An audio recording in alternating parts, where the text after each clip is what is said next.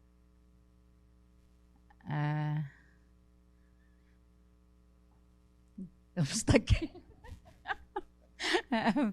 We're happy we came and we enjoyed it. And thank you so much. We learned a lot.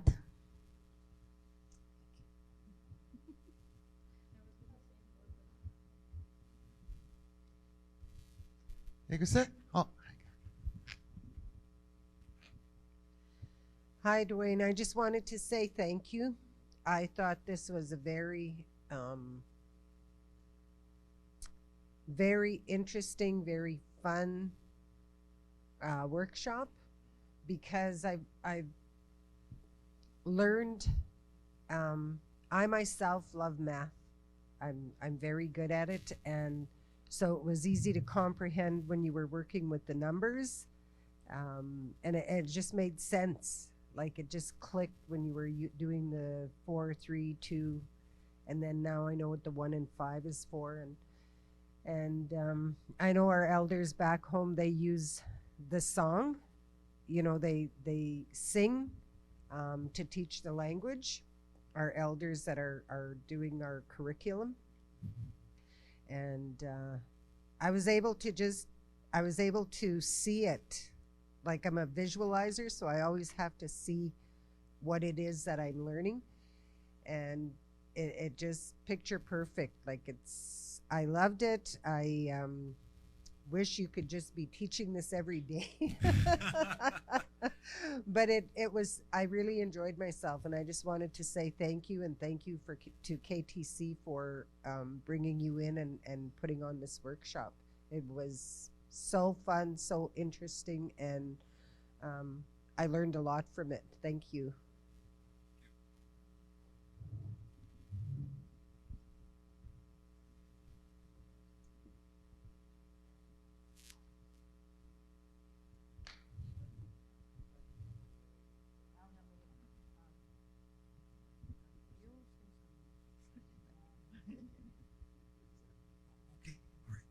Dancer.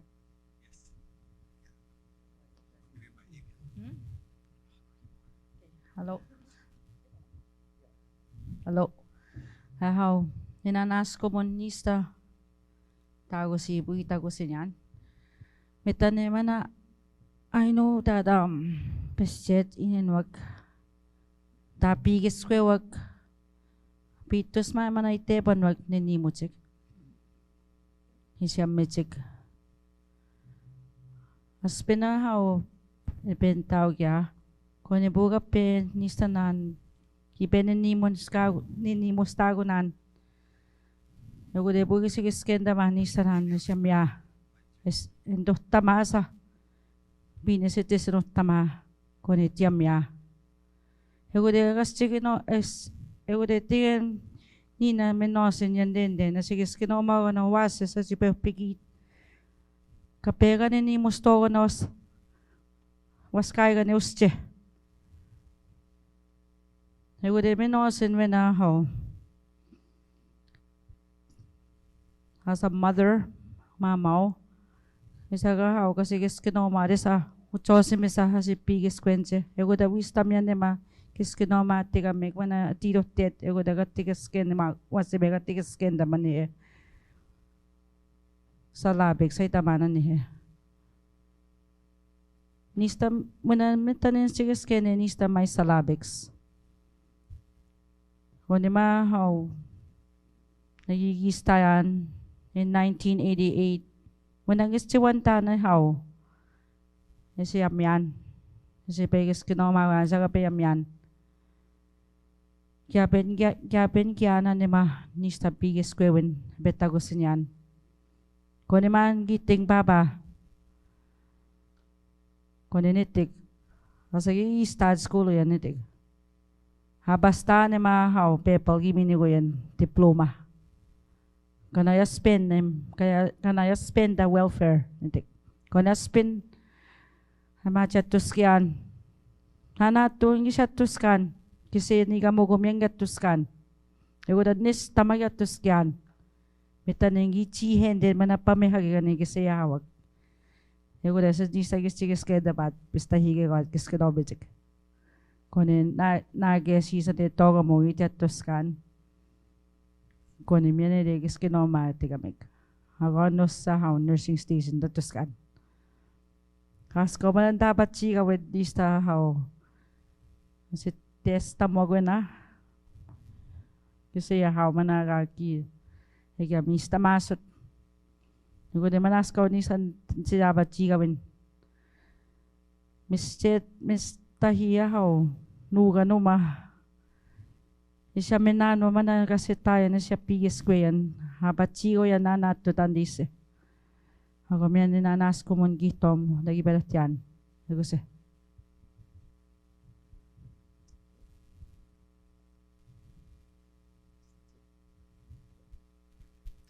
Ego se.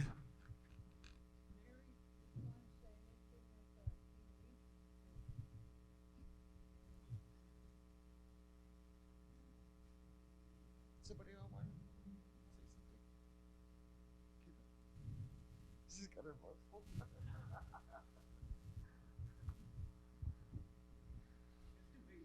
Yeah, I will wait, no problem. Hi, I'd like to I'm Marie Cook from Brochet. I'd like to thank Sagimisimichuin. I like that. For showing us the mosquitoes are starving probably. It's winter. It's because of me, they're still alive. Anyway, thank you so much for learning from you. And I look forward to getting your USB for the number system that you're using, since we missed it yesterday. But all in all, today was a very good day for us. Thank you. I'm glad I was able to give you a little brush of what Yes, I'm glad too. That's yeah. picture, but there's more to it. And once you see the video, you'll really enjoy it. Okay. Because I really enjoy presenting it. I get Yeah, you could tell you're doing this from the heart. it makes me feel good when I hear people react to that new that not, but it's the old, but it's coming back again. Yes. Yeah. Thank you. Tansen totimak.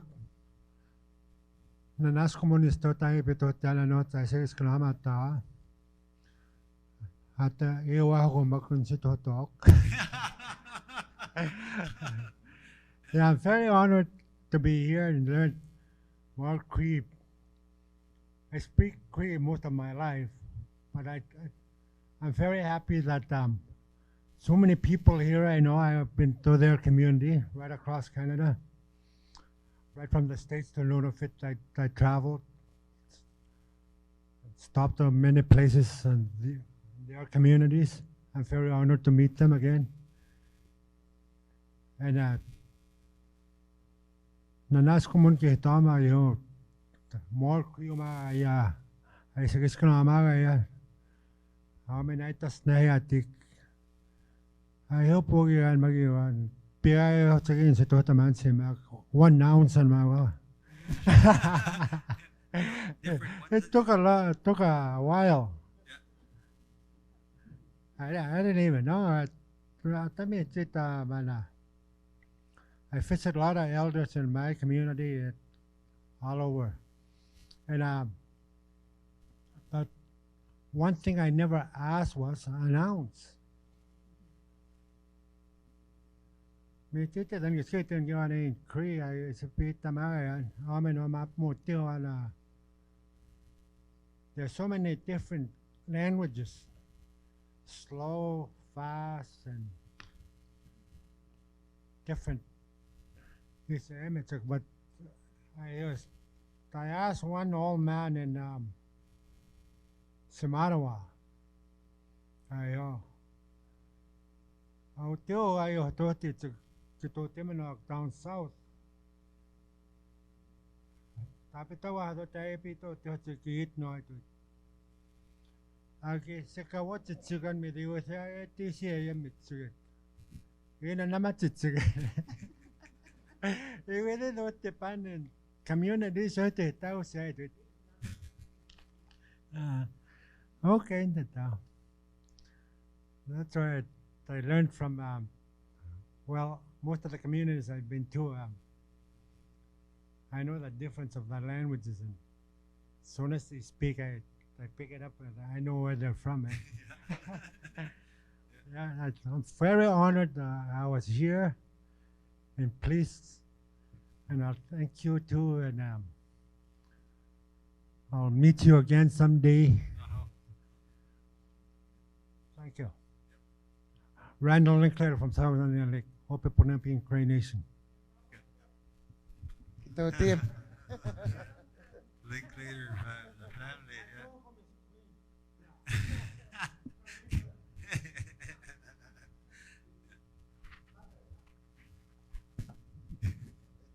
I just wanted to share something. That lady over there that was talking about working with the elders. Anyway, this was in the 90s, late 90s. I was working with this elder from back home, and when his old age pensions used to come in, I used to take him to the store and, you know, pay his bills and get him groceries and all that. So one time there, I'm gonna say it in, I wanna say it in English because I know a lot of people won't understand, especially the young ones there, the young guys over there. And anyway, yeah, these two young guys. And anyway, I went to pick him up at his house, and then I says, "Hepka," I said, "We gotta go now." Jessica, he was saying, eh? But the man jumbo, he was saying jumbo. I was wondering what he was talking about, and I started running around in his little living room. Man, I said, "Is this what you mean?" I said, I grabbed a bedspread, a cover on his couch. And he says, "Man, jumbo man." I guess he wanted his parka. That's how they called it long time ago, I guess. Jumbo, he goes. And then there was another time I took him to the store. To the hospital. He had an appointment. And I asked him, the doctor asked him, magitigawan dito. He wants to know, doctor wants to know, bigis kayo namdan sa biyagin tawag yan, kitigawan. Oh, monte bigis kasi nito. May guangi baby when it he said he didn't remember when he was born because he was a baby then. I just wanted to share that because it's a lot of fun working with being around elders. You know, they're so funny and, you know, thanks.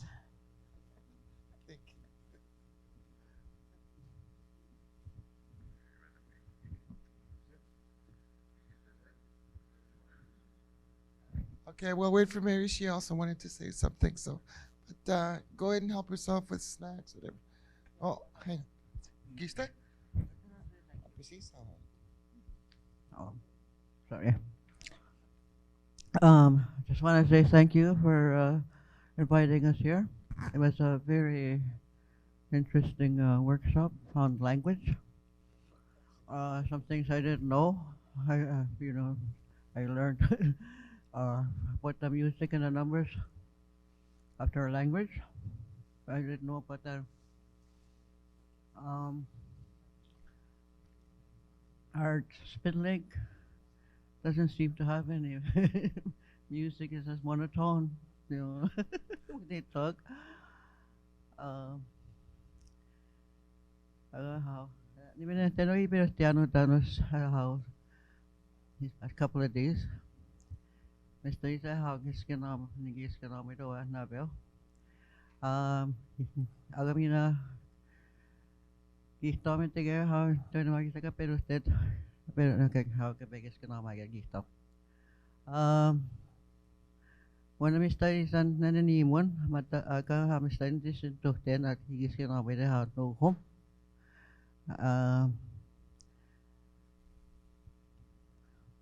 As how again this how what do you call my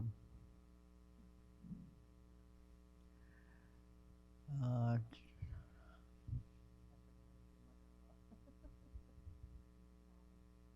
it's a,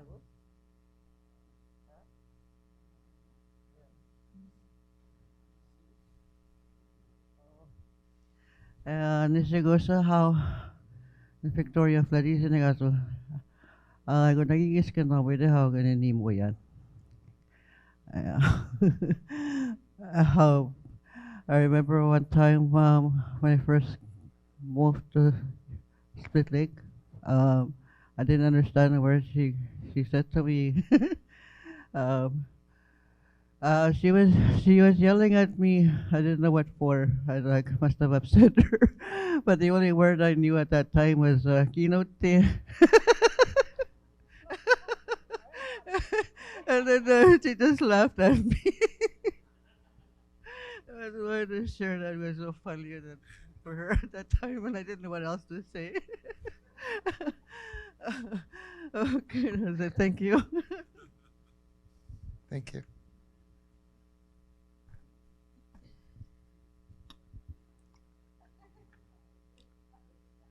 I was trying to see your nickname on. No, what is your Sagamis Umichiwan? That's your nickname? When I was a kid, yeah. Oh. I just wanted to share that because it's funny. Sagamis Umichiwan.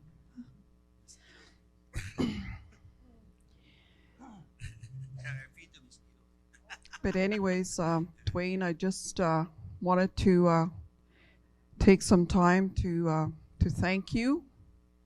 You know, for giving us that opportunity for you to come and sit with us, and to teach us some of the different techniques that you use out there. One of the things I was hoping to see was more interaction with song. I know you sing, and I don't know why you didn't sing for us with your ukulele.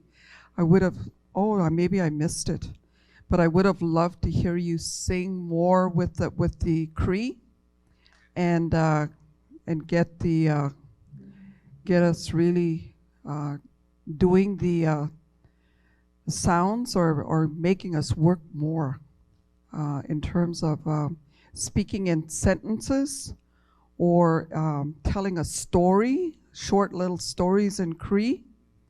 One of the things, Dwayne, I always wanted to do as part of my Cree, as part of my own learning, was to tell the story about the 3 little pigs in Cree. I always wanted to do that as part of my learning. And because I know how descriptive that is, right? That would have been awesome if you could have did something like that with us. Really? Oh. But anyways, that was just something that I wanted to share, and that I know that also in listening to some of the discussions that you are coming back, whether you know it or not, but you are coming back, and you will be getting invites to come and share more. Oh yes, but to come and share with us your gift, and I look forward to meeting you on the trails. So nanagachi so agosane. For the ones that missed out, did you want to say something first? Yeah. Okay. Now, Nina. Now, Dwayne, I was just thinking about, you're saying that there are different levels, right? Yep. This level, you were gearing it toward more intermediate or adult? Adult. Okay. So then you're saying you're going to be doing it in the schools? Yep. With the different with the smaller 1 to 3, something like that? But wouldn't it be appropriate to do that with adults that don't know anything about the language. From the beginning, Yeah. yeah.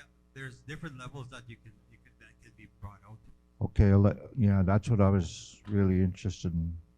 Maybe bringing you to our university college here in the north, because there are people that are wanting to learn the language at the university college, but they want to learn the basic, build a foundation, right? Yeah. You got to build a foundation before you can move higher up. That's right. Yeah. Okay, so I'll be asking to see if we can get you to come back. So how much time do you think it would need? College, probably a maximum of 3 or 4 days. Okay. All right. Thank you. I just wanted to comment. First of all, I'm grateful that we had that conversation the other day about ounces, because that's been killing me for the past years. I wanted to talk about like the preservation of language. When we were growing up in Norway House, I don't know for all of you who know Norway House, so there were two elementary schools, and I can say this honestly, my cousins, I didn't understand what they were talking about. They would always make comment that I went to the Indian school and they were Métis, and I didn't understand that. But one of the things that I'm grateful of going to the alleged Indian school in Norway House was my friend spoke Cree to me, and in return we were able to maintain that dialogue, and then more so with my dad. And one of the stories that I remember here living in Thompson, my first time, I guess, of somebody maybe not knowing that I was Aboriginal or of Aboriginal descent. I was working at this place in Thompson, and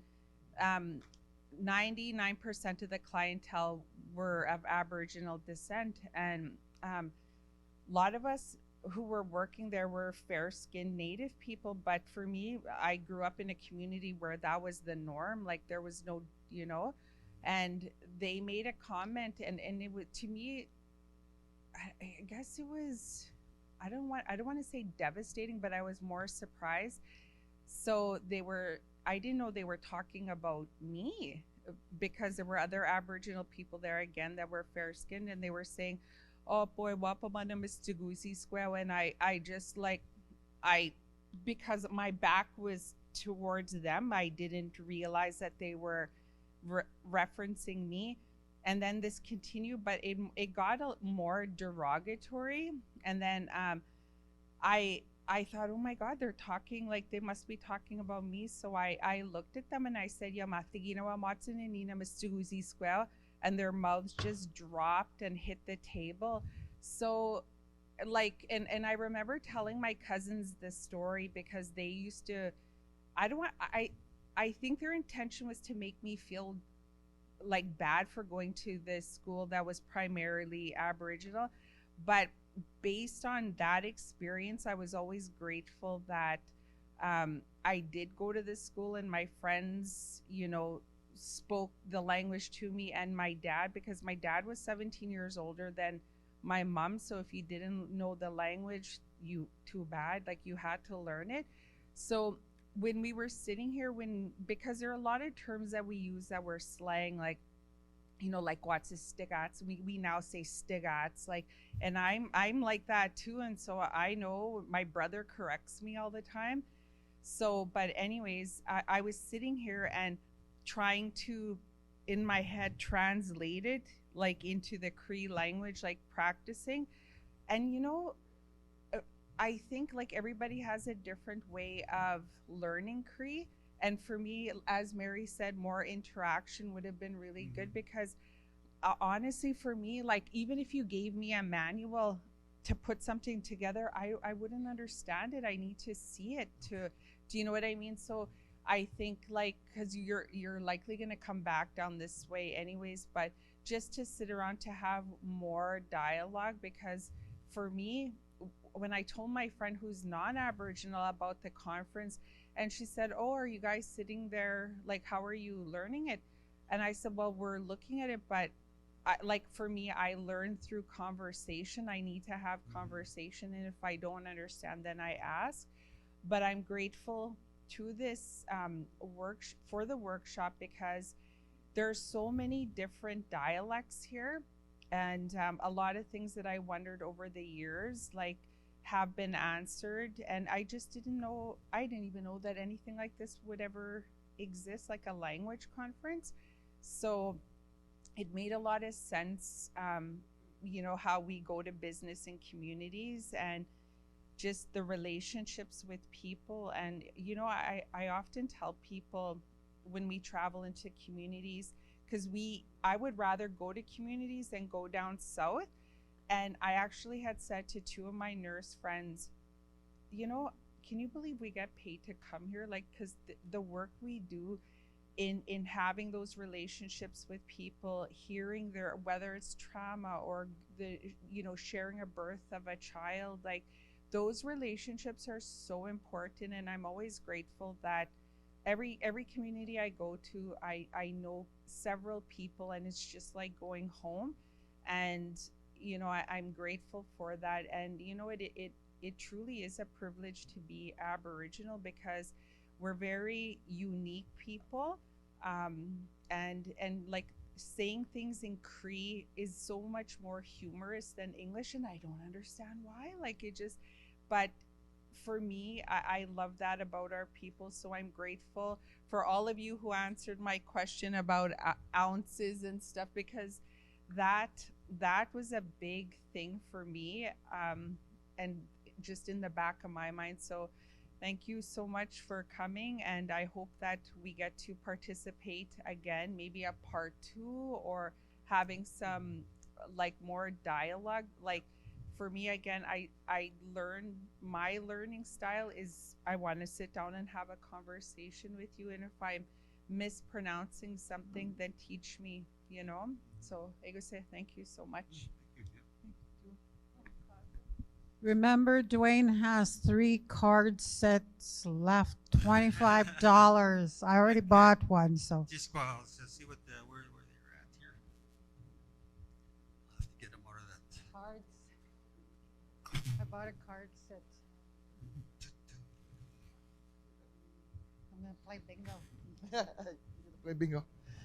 I just want to say a few words to Kinanas Kompit no Antoti Mac South Indian Lake. I was honored to have you guys be a part of this workshop. So it made my heart glad to see my people come from home. So, and it was good to have you, and to the people of that we service in the 11 surrounding communities.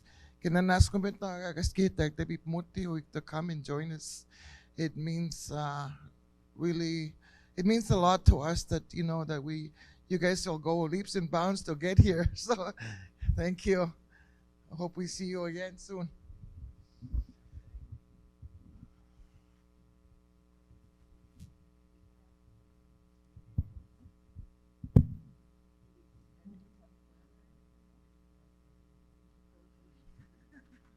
Who's gonna sing a song?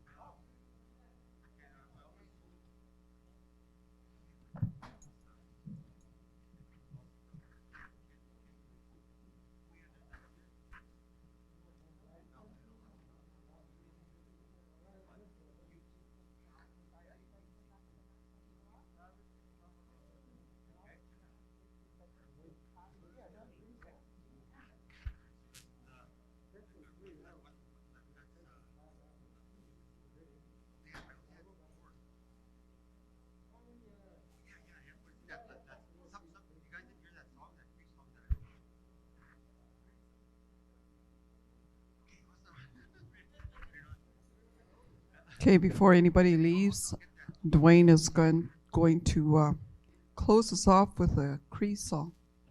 Okay, this is I'll get that mic off. Just hold out here. I'll be right there. I'll get that mic. This is a song that I got from kind of like a vision. This song was I'll sing over here because yeah. I'll come sing right here, and then so I can put the ukulele in front here. This song came so fast. that I wrote it in 10 minutes, and the music came with it. That's how fast the song was written, because it was kind of like a broken record in my head. And for the longest time I couldn't sing it because I wrote it a week after my nephew committed suicide. But now I can sing it. Okay? And it's tuned to 432. It's called Nagatim, to take care of each other.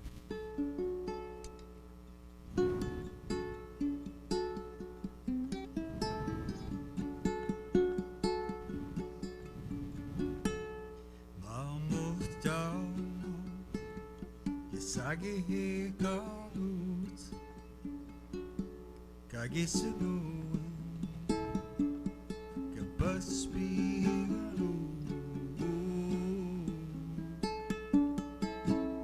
agame kanagati metu pina sukando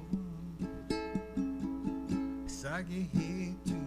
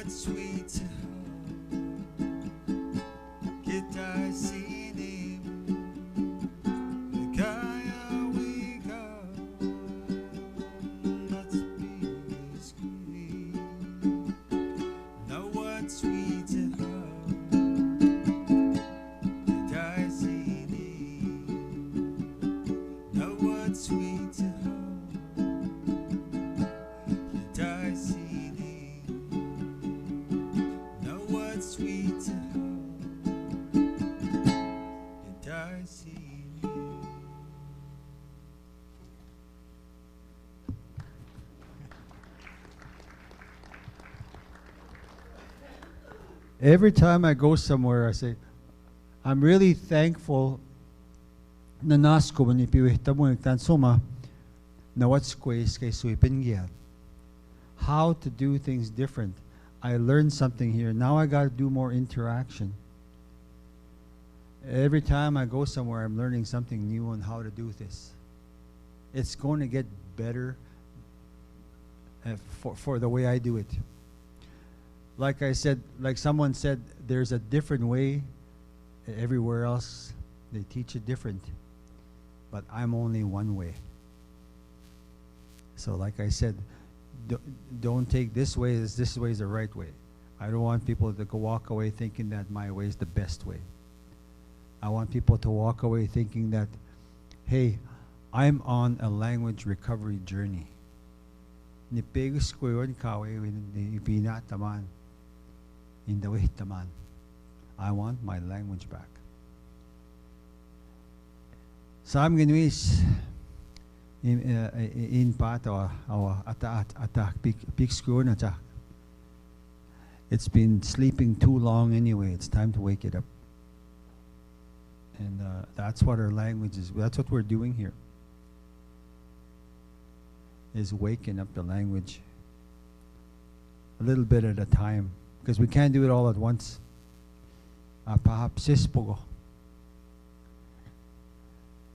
And I'm really happy I got the feedback that I did, and I'm going to make it, I want to improve it. When I get home, I want to improve it, because Because when I was working in Saskatchewan, they said this works and that number system they're using it, but now coming over here, it's a wake-up call. It was pawigo, yeah. Some kyo kais notini ni hawik kyo ma kanoti biggest quick. You're the ones that want to learn the Cree. And we are all Cree sitting here and one day. But I would like to honor her because she's stuck with it, and she recognizes that the teachings from yesterday morning would benefit the Dene people too. So I'd like to honor you for being here, and she actually spoke Cree pretty good. Yeah, right on. Yeah. But kami mok.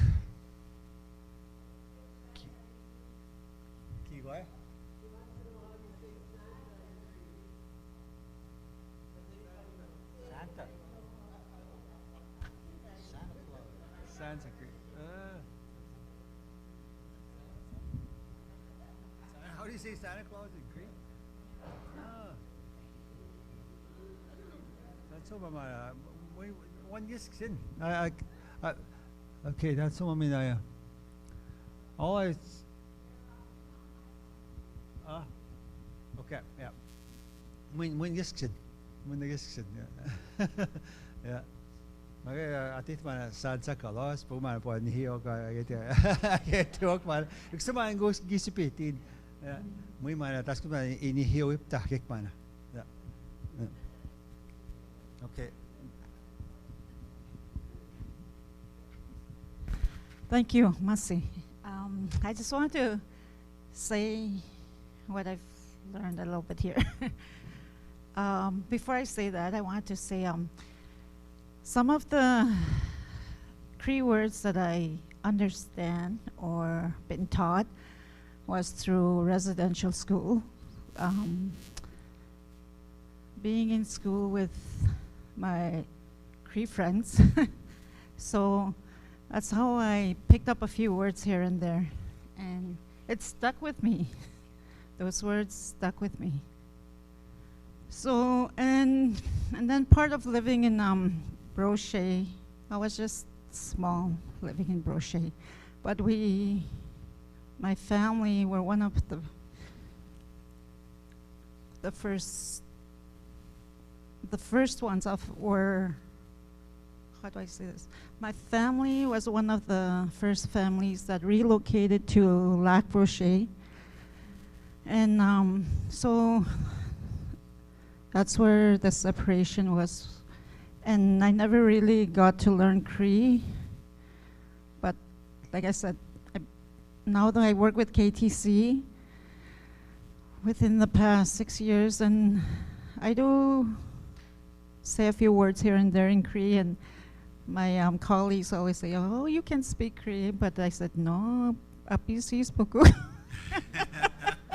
So, but anyway, I wanted to say that when you said if I understand, I said, apesis nisto minowin. So, yeah. So I just wanted to share with you that this was very informative. It was very great, and to actually have the first yesterday's presentation is really universal, and I would like to see that in the Dene aspect of it, I guess. So, but the language itself will be totally different though, but the first part was something that can be incorporated into the Dene language piece. So with that, I want to thank you, and I'm really glad that I was here. Merci.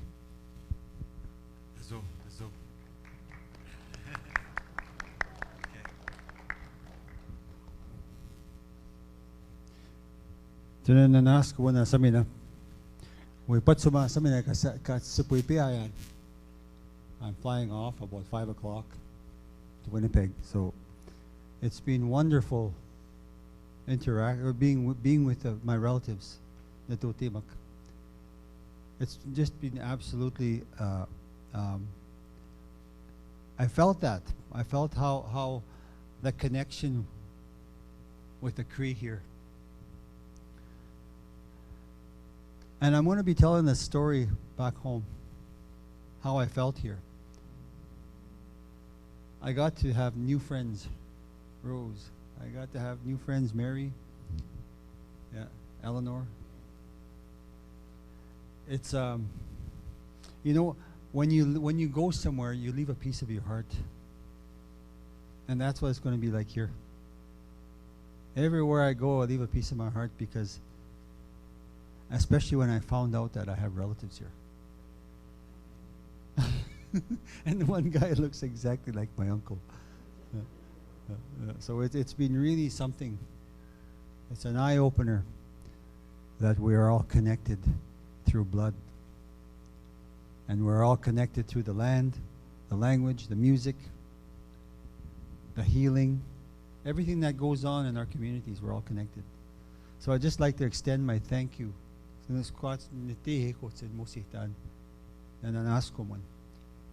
So I got to start getting ready now and get my stuff together, and I got to get to the airport. So it's been wonderful. Thank you very much. Hi, hi.